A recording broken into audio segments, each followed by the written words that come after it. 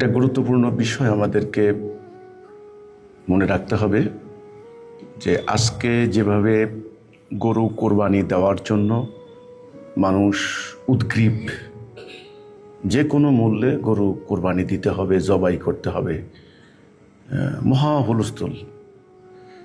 আসলে আল্লাহ সুবহানাহু ওয়া তাআলা মুমিনদের জান মাল চেয়েছেন। পশু কোরবানি আসলে সকলের জন্য নয়, এটা অনেকে ওয়াজিব বলছেন, কিন্তু জান মালের কোরবানি প্রত্যেক মুমিনের জন্য বাধ্যতামূলক, ফরজ।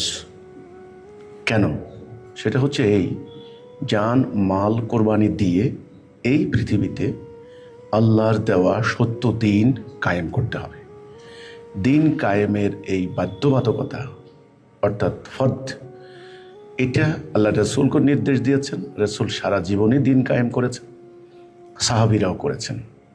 তাহলে দিন কায়েমের উদ্দেশ্য কি? দিন কায়েমের উদ্দেশ্য হচ্ছে শান্তি, সুবিচার, মানবাধিকার, ন্যায় বিচার।